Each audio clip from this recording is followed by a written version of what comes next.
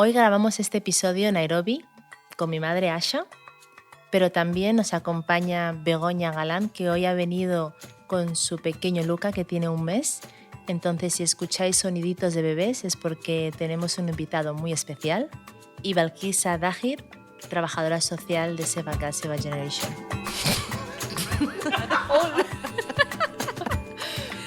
Vale, a ver, no he hecho podcast en mi vida, obviamente.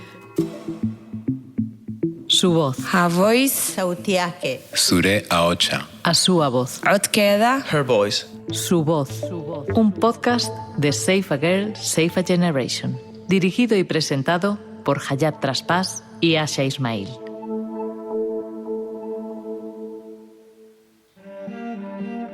I like most about my job. Lo que más me gusta de mi trabajo es cuando una historia termina bien. Cuando veo a una mujer que ha decidido no mutilar a su hija. Porque, por ejemplo, yo no hablo de mutilación genital femenina solo en la oficina. Si voy a una cafetería, si voy al gimnasio, incluso con las vecinas, siempre saco el tema.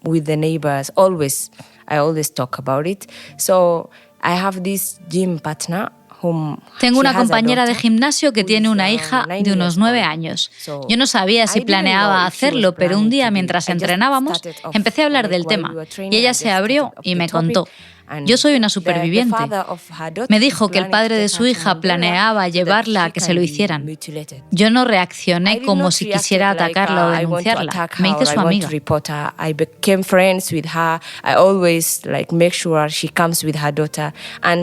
Siempre procuro que venga con su hija a las reuniones. Y esta historia terminó bien, porque después de hablar con ella, de hacerle ver que esto era algo malo, le dije, el clítoris es como una flor para tu hija.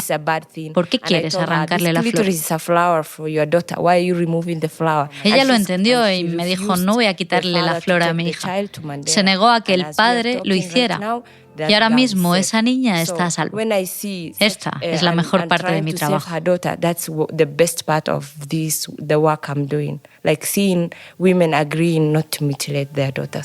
No, I just have a big smile while I was listening to you. Tenía una sonrisa muy grande dibujada en mi cara escuchándote, Balkisa. Her voice out queda Sautiake. Sure Aocha.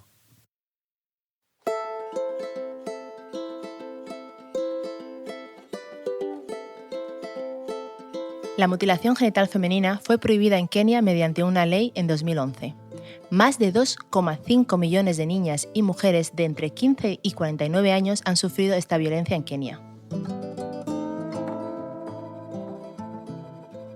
Estamos grabando este podcast en Nairobi y me acompañan mi madre Asha, Begoña Galán y Balkisa Dahir. Nuestra trabajadora social que lleva 3 años trabajando con Save a Girl, Save a Generation aquí en el terreno. Balkisa es una pieza muy importante en este proyecto. Ella es la que lleva la parte de formación, que lleva formando más de 300 mujeres en este proyecto de Kwele Kiama Barilico. Me gustaría saber los problemas que te encuentras a día. Thank you, Asha. Pleasure to be here with you. Gracias, Asha. Es un placer estar aquí con vosotras en este podcast. Mi reto del día a día es trabajar con muchas mujeres en Eastleigh, donde se encuentra nuestra oficina. Trabajo con madres solteras que crían a sus hijos solas. Y trato de ofrecerles el espacio seguro que necesitan, mientras intentan sanar de la violencia sufrida.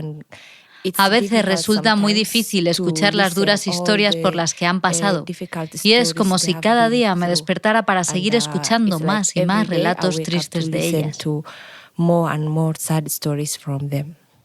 Begoña lleva 7 años viviendo en Kenia y desde hace 4 trabaja en Save a Girl, Save a Generation.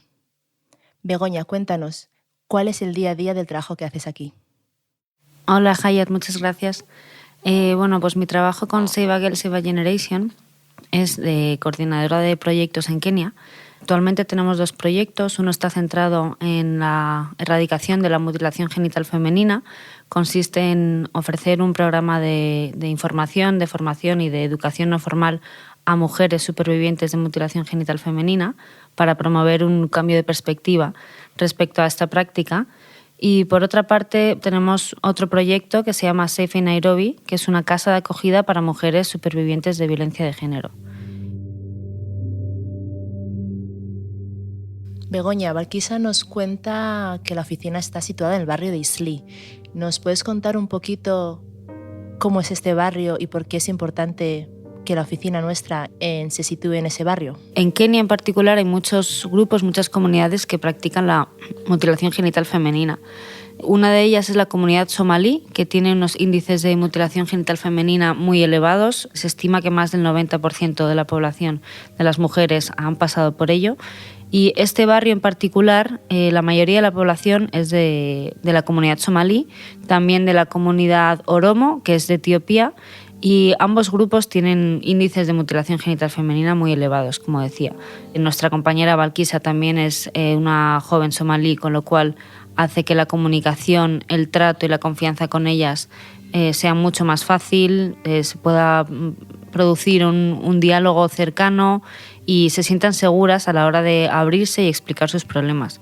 Por lo tanto, que la oficina esté ubicada en el barrio Eastleigh es clave para nuestro trabajo cuando trabajamos con este grupo en particular. Hoyo, ¿por qué era importante para ti empezar a trabajar en Kenia como Seva Girl, Seva Generation? Para mí era muy importante trabajar en el terreno, sobre todo porque soy de Kenia, porque entiendo los dos idiomas nacionales, tanto inglés como swahili, porque soy de la comunidad somalí que está en Kenia, también hablo somalí. Conozco los códigos culturales que existen, entonces era, la verdad, un gran sueño que se ha hecho realidad en que se pueda trabajar en Kenia, porque creo la importancia de trabajar desde el terreno, desde el raíz. Kenia tiene como 47 comunidades diferentes, ¿no? Entre ellos está la comunidad somalí.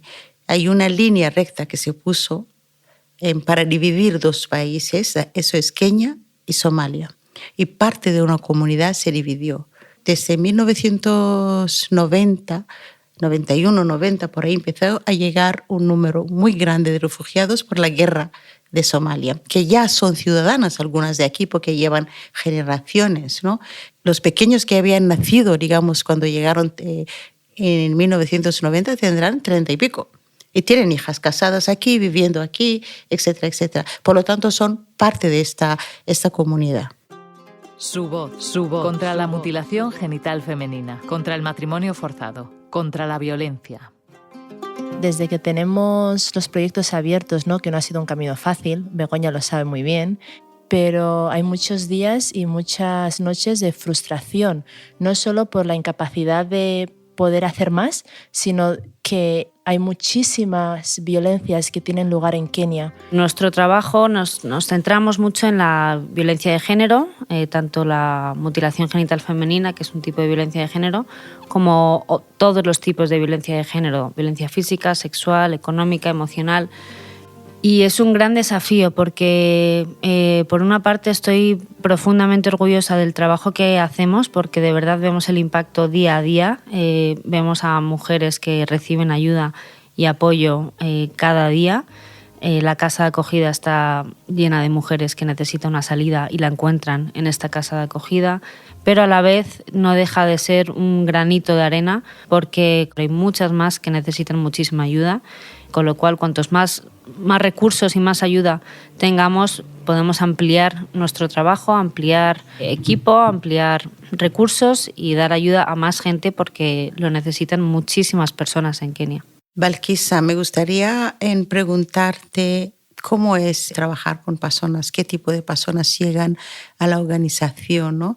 Entiendo que es muy difícil, además esta mañana antes del podcast me decías que anoche no podías dormir por un caso específico, seguramente te llegan cada día casos muy duros. A veces, después de evaluar un caso, me resulta imposible dormir. Por ejemplo, ayer atendí a una mujer a la que había pegado su marido. Tiene un bebé de 2 meses y aún así él le estaba pegando. Los vecinos suelen decir que son cosas entre marido y mujer y nadie interviene.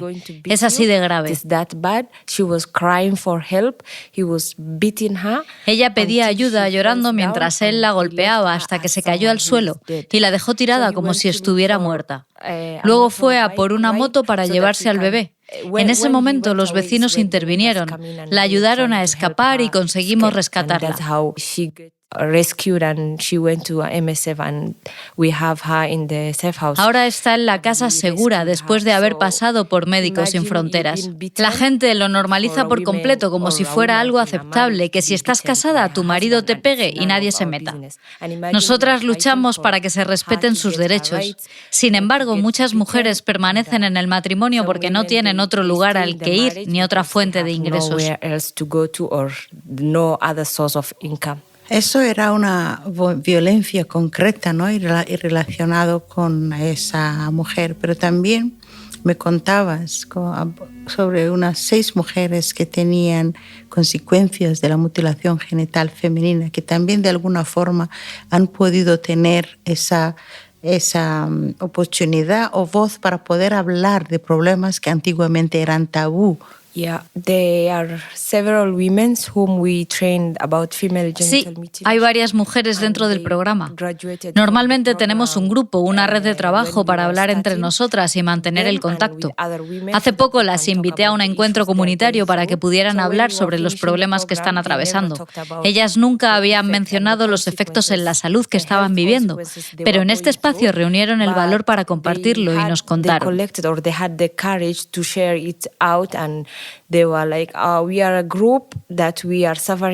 Estamos sufriendo complicaciones después del parto y somos supervivientes de mutilación genital femenina. ¿Podríamos recibir atención médica o algún tipo de ayuda? ¿Vosotras creáis conciencia sobre la mutilación?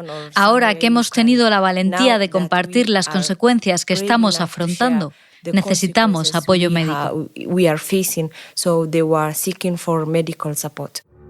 Su voz, un podcast de Save a Girl, Save a Generation. Yo tengo una pregunta muy concreta y me la podéis contestar cualquiera de vosotras. Existe una ley, ¿no?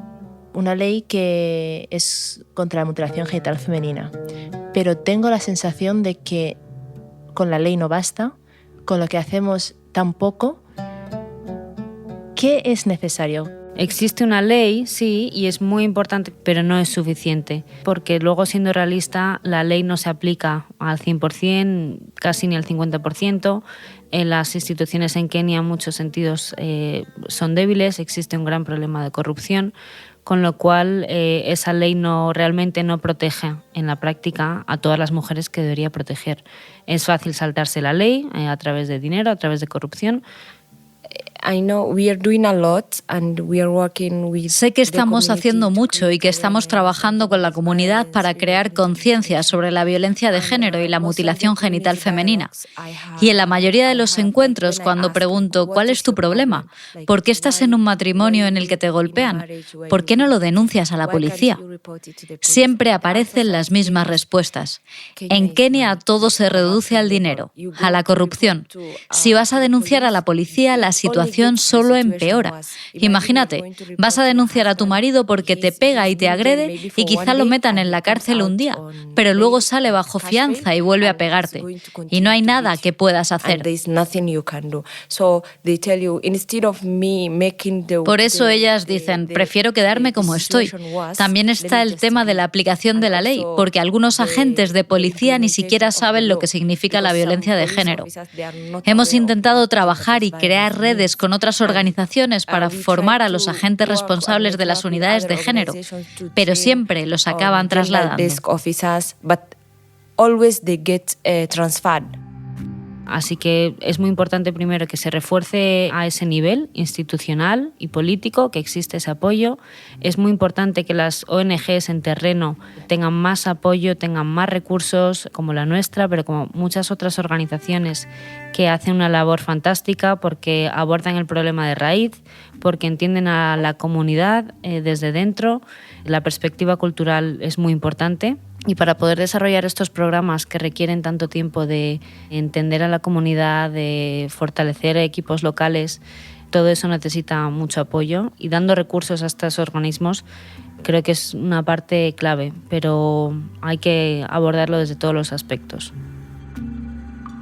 En nuestras formaciones, en el trabajo que hacemos día a día, tenemos que asegurarnos de que cada una de estas mujeres convencidas y decididas también rechacen todos los tipos de mutilación genital femenina, independientemente si se hace en una cocina, como en el caso de mi madre, cuando ella era pequeña, o si se hace en un hospital, como en muchos casos se está viendo hoy en día, no solo en Kenia, sino en muchas partes del mundo, la medicalización de la mutilación genital femenina. Hemos tenido casos en los que las mujeres comparten sus experiencias y cuentan cómo mutilaron a sus hijas en un hospital, concretamente en hospitales de Isili, donde trabajamos. Hay médicos específicos que realizan este acto, aunque lo hacen en secreto y, por supuesto, cobran el doble. Es decir, reciben mucho dinero por hacerlo. En concreto, practican el tipo 1 y el tipo 2 de mutilación genital femenina y les dicen a las familias que van a estar bien.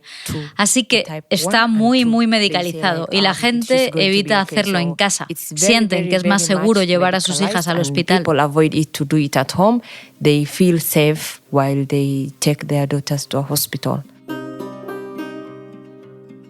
Hay que tener mucho cuidado y cuando hacemos el trabajo de sensibilización, asegurarnos de que condenamos todos los tipos de mutilación genital femenina, independientemente de la gravedad y también independientemente si se realiza en un ambiente hospitalario, porque a veces puede ser que sea la enfermera que viene a casa y otras veces puede ser que tú eres la que lleva a tu hija al hospital.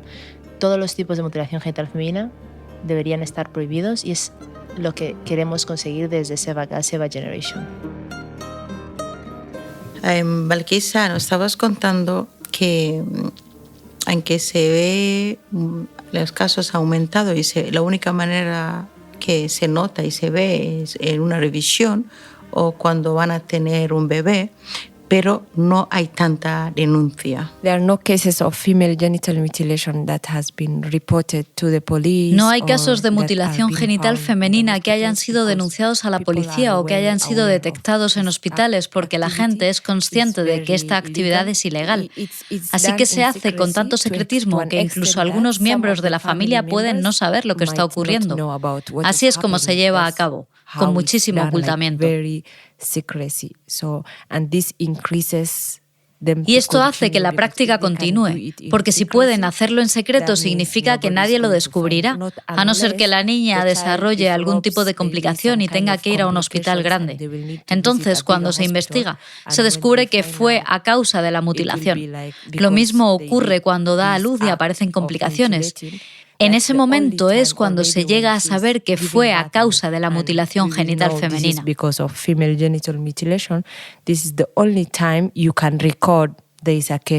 Ese es el único momento en el que se puede registrar un caso y creo que por eso muchas personas guardan silencio.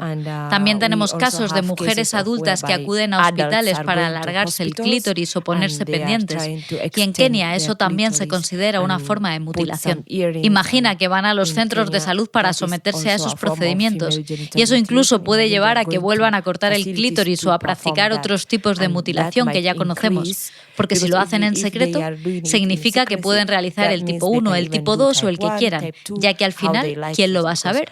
Nadie. Así es como lo mantienen en secreto.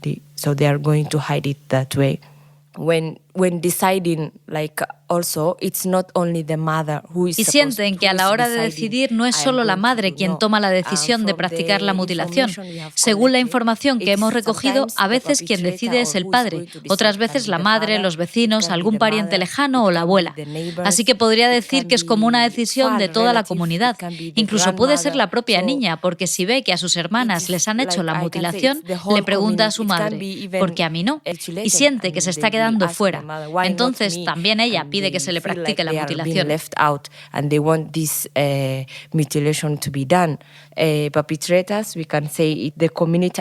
Al final podemos decir que los perpetradores son en realidad toda la comunidad. Imagínate, algunas familias han decidido abandonar esta práctica, pero entonces un vecino les pregunta, ¿ya le has hecho la mutilación a tu hija? En el momento en el que respondes que no, tu hija empieza a sufrir la estigmatización. Le ponen motes y la señalan. Por eso incluso aunque no la hayas mutilado, te ves obligada a mentir y decir que sí lo has hecho. No puedes reconocer que no vas a hacerlo por todo el estigma, los abusos y la vergüenza que tu hija tendría que soportar. Stigma and the abuse and all the shame your daughter is going to face. Para poder seguir trabajando, poder acoger a más mujeres en la casa de acogida, formar a más mujeres, es imprescindible la financiación. Cuéntanos, Begoña, los desafíos también que tenemos y qué puede hacer la gente que nos escucha para ayudarnos. Efectivamente, es un gran desafío abordar este problema porque, como decíamos, es de una magnitud enorme. Y nuestro equipo, humildemente, creo que está haciendo un gran trabajo.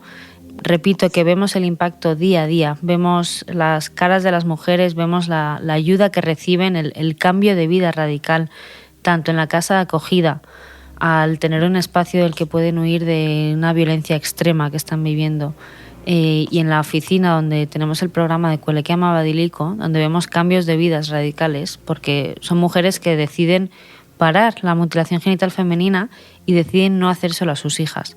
Entonces el cambio está ahí, el cambio es posible, lo vemos el día a día, pero para ello hace falta mucho trabajo detrás a todos los niveles.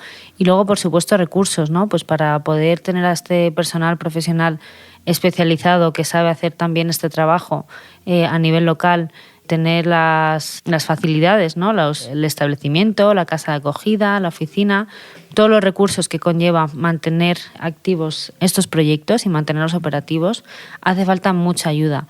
Ahora mismo tenemos este equipazo, tenemos estos proyectos que funcionan tan bien, que nos ha costado mucho trabajo y aún así no deja de ser una amiguita, ¿no? Se podría hacer muchísimo más. Así que no dejamos de seguir pidiendo ayuda, pidiendo apoyo para que, por una parte, mantengamos lo que ya tenemos, que funciona tan bien, y por otra parte, que podamos seguir creciendo, que podamos ampliar equipo, que podamos contar con más ayuda y más recursos para llegar a más gente, porque es muy necesario. Hay muchas mujeres que necesitan de nuestra ayuda y no llegamos a todas, no podemos atender a todas.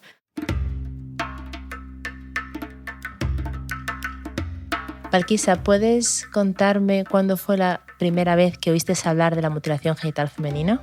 I had it while I was in school. Yo lo sufrí cuando estaba en la escuela. Recuerdo que había un documental y yo ya sabía que era algo malo. Tenía 9 años cuando mi madre intentó hacerlo conmigo. Yo sabía que estaba mal. Incluso llegué a suplicar a mi profesor de madrasa que me ayudara a evitarlo. Pero nadie me ayudó en ese momento. En Kenia era algo normal. Yo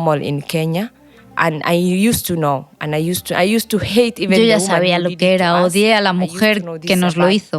Sabía que era terrible, pero no tenía ninguna plataforma para expresarlo porque era un tabú. Nadie hablaba de ello, nadie sabía realmente si era malo o no, porque lo veían como parte de la cultura. Pensaban que si no habías pasado por eso, no eras suficientemente mujer. Tenías que hacerlo para estar limpia y todas esas razones que siempre dan, bla, bla, bla. Y entonces fue cuando empecé a insistir también en las organizaciones en las que trabajaba antes.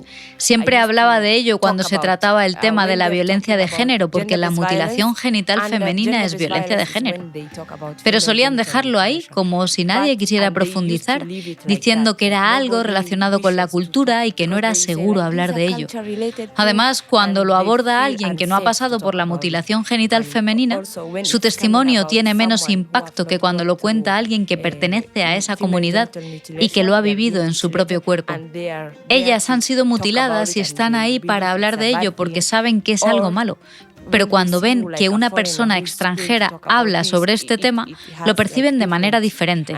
Lo que a mí me ayuda a poder hablar de esto es que se identifican conmigo, que me ven como a una de las suyas, como si fuera su hija, y sienten que tiene sentido que lo diga yo. Aún así, no significa que vaya a decirles, por favor, dejad de mutilar a vuestras hijas, y que lo acepten sin más, ¿no? Ellas tienen que reflexionar, tienen que hablarlo, investigar más. No es algo sencillo. Y a veces, incluso me siento siento insegura al hablar de ello, porque pueden pensar que traigo un mensaje de otro país, que no soy realmente una de las suyas, así que no es fácil. Pero fue en ese momento cuando empecé a comprender en profundidad lo que significa la mutilación genital femenina. It's not easy, but that's when I've come to know about female genital mutilation.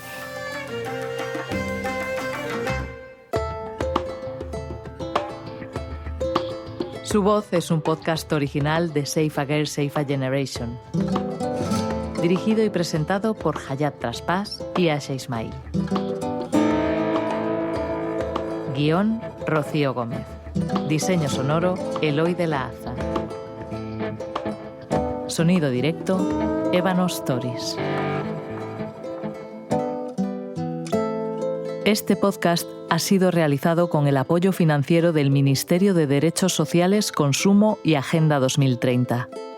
El contenido de dicha publicación es responsabilidad exclusiva de la entidad subvencionada y no refleja necesariamente la opinión del Ministerio de Derechos Sociales, Consumo y Agenda 2030.